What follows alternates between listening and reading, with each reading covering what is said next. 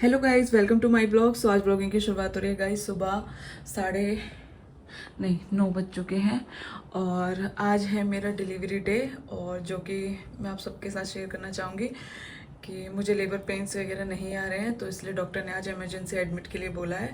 सो मन अंदर से इतना ज़्यादा घबराया हुआ है कि मैं पूरी रात डर के मारे नहीं सो पाई हूँ। और देखते हैं आज क्या रहता है, कैसे रहता है, कितने पेनफुल ये चीज़ें रहती हैं। सो मैं बस मन बहुत ज़्यादा परेशान है, तो इस चीज़ों को ही मैं रिकॉर्ड कर रही हूँ। सो देखते हैं कब डलेगी क्लिप कब नहीं, लेकिन हाँ मैं अपनी तो आज ये है मेरा लास्ट, और अभी जाना है मुझे एडमिट होने के लिए। और अभी मेरे को बस भगवान के सिवा और कुछ नहीं दिख रहा, तो अभी चलते हैं, जल्दी से नहा धो ली हूँ मैं, अभी चलते हैं मंदिर।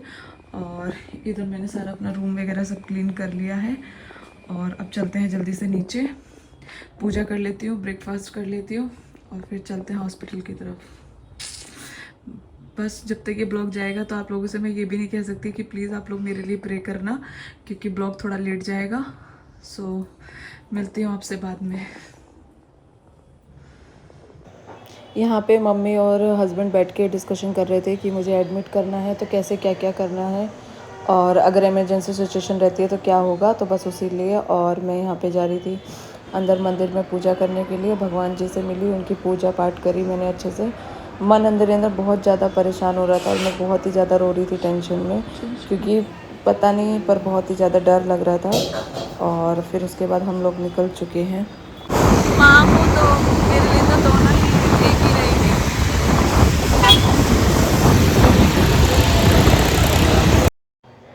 सो गाइज़, यहाँ पे आप देख सकते हो मैं पहुँच चुकी हूँ बिल्कुल हॉस्पिटल के पास, और बारिश हो रही थी बहुत ही ज़्यादा, तो मतलब मौसम बहुत अच्छा हो रहा था। तो हस्बैंड बोल रहे थे कि आपको क्या पसंद है, मतलब बेटा होना चाहिए बेटी, तो मैंने कहा मैं तो माँ हूँ, मेरे लिए तो दोनों ही सेम होंगे जो भी हो। और यहाँ आ चुके हम रूम में, रूम डिसाइड हो रहा था कौन सा रूम मैं लेने वाली हूँ इस बार। इससे लास्ट वाले रूम में हुई थी मेरी बेटी, सो मैंने इस बार रूम चेंज किया, क्योंकि मुझे ये था कि दोनों रूम की एक अलग अलग यादगार होनी चाहिए। और यहाँ पे मुझे लिटा दिया गया था, चेंज वगैरह सब करा दिया गया था, और बस मन अंदर ही अंदर बहुत ज़्यादा घबरा रहा था, क्योंकि अब क्या क्या मेरे साथ फिर से होने वाला है क्या नहीं। कह रहे हैं आज का दिन बहुत और अच्छा है। मन अंदर 13, से 14, बहुत ही 15 ज़्यादा 3 दिन। टेंशन में था कि मैं इस बार भी कैसे सब चीज़ें हैंडल कर पाऊँगी, क्योंकि लास्ट टाइम भी मुझे बहुत ज़्यादा प्रॉब्लम हुई थी। सो ये मेरा सेकंड डिलीवरी था, तो मैं और ज़्यादा परेशान हो चुकी थी उस डर की वजह से। और यहाँ पे उन्होंने मुझे वॉक करने के लिए बोला था कि आप कंटिन्यू वॉक करो, एक्सरसाइज करो और नॉर्मल डिलीवरी के लिए। सो यहाँ पे पूरा मैं ग्राउंड में अच्छे से वॉक कर रही थी, एक्सरसाइज कर रही थी, बहुत चीज़ें थी। यहाँ पे मेरी एंजल दादी के साथ खेल रही थी खूब ज़्यादा। और यहाँ पर पतिदेव बैठे हुए हैं अभी तक कि कब क्या होगा, उनको तो बेचारों को कुछ पता ही नहीं था, बट बड़े मज़े से बैठ के वो मोबाइल चला रहे थे अपना। और हालत मेरी ख़राब हो रही थी। यहाँ एंजल देखो, ऐसे लेके जाओगे आप बाबू? नहीं बेटू, इतना शोर नहीं मचाते बेटू, आराम से आराम से। बेटू बेटू इधर आ, इधर आओ बेटू। गेट बंद कर लो, गेट बंद कर लो, एजी चल रही है। इसको भी तो खुशी होएगी ना कि मैं बाबू लेने आई थी, तो मम्मी मैं ऐसे कर रही थी।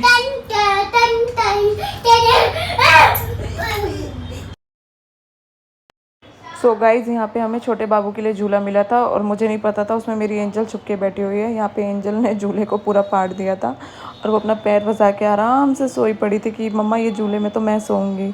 हम लोग यही देख के बहुत ज़्यादा हंस रहे थे कि क्या होने वाला है। और यहाँ पे मम्मी सारी तैयारियाँ वगैरह कर रही थी, क्योंकि डॉक्टर ने बोल दिया था आप डिलीवरी की तैयारी कर लो, और हम लोगों को सामान वगैरह कुछ दे दो। सो गाइज, फाइनली मैं एडमिट हो चुकी हूँ, और ये भी लग गया है, रिपोर्ट्स हो चुकी हैं, और बस फीलिंग बहुत ज़्यादा ऐसी है, डर का माहौल बना हुआ है मेरे अंदर। अभी इसके पापा एंजल को और इसकी दादी को लेने गए हैं।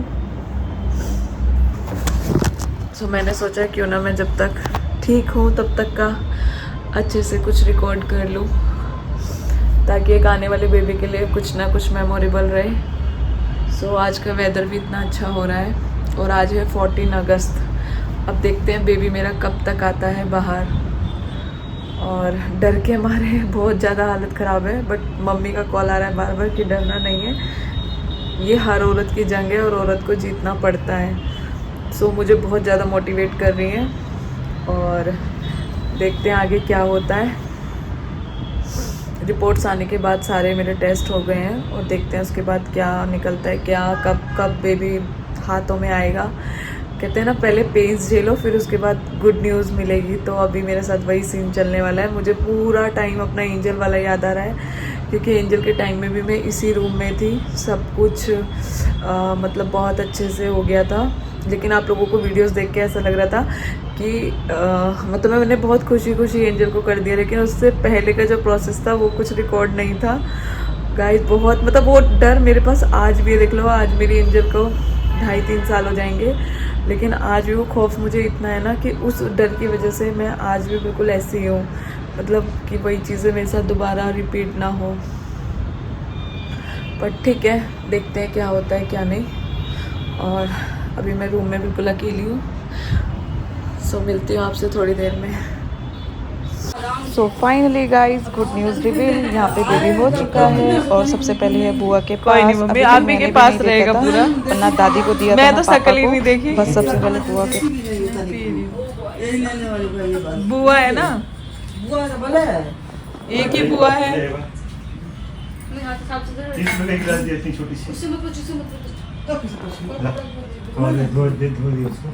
होगा घर पे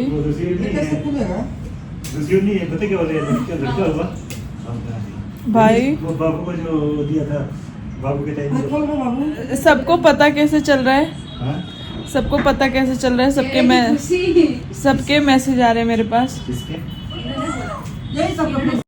सो गाइज यहाँ पे आप पापा की खुशी देख सकते हो। पापा इतने ज़्यादा खुश थे कि उन्होंने हॉस्पिटल का जितना भी स्टाफ था सबको मतलब अपने मन से मिठाई खिलाई, पैसे दिए, सभी कोई मतलब कोई भी स्टाफ में नहीं छोड़ा। और सब लोग भी बहुत खुश थे कि मतलब अपनी खुशी वो सबके साथ शेयर कर रहे हैं।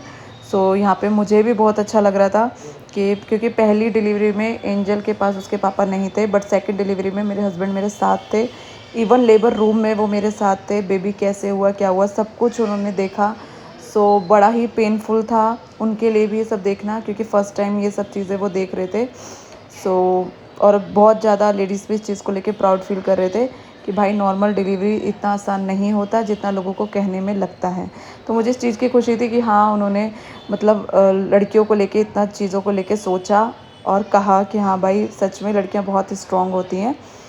सो यहाँ पे वो चले गए थे डॉक्टर के पास अपने मिलने के लिए उनसे।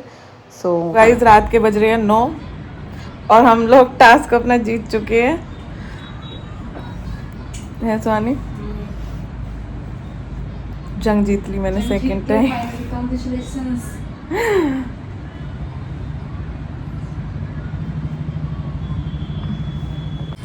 गाइस यहाँ पे देखो ऐसे रेस्ट चल रहा है। मतलब एक होता है ना जंग जीतने के बाद इंसान पे थोड़ा रिलीफ सुकून वाला लेता है। तो ऊपर चल रहा है एसी और यहाँ पे देखो बेटी उधर आराम से सुकून वाले में, बुआ यहाँ पे है। ऐसा लग रहा है कौन सा जंग जीत लिया सबने, पूरे परिवार ने मिलके। फाइनली सब अच्छे से। सो गाइज बेबी होते ही यहाँ पे पापा की ड्यूटी स्टार्ट हो चुकी थी। यहाँ पे बेबी ने फर्स्ट टाइम पोटी किया था तो वो सब क्लीन कर रहे थे। उनको भी नहीं समझ आ रहा था अभी कैसे रख के करना है क्या करना है। सो उसकी बुआ और उसके पापा लगे पड़े थे रात को 2 बजे के करीब।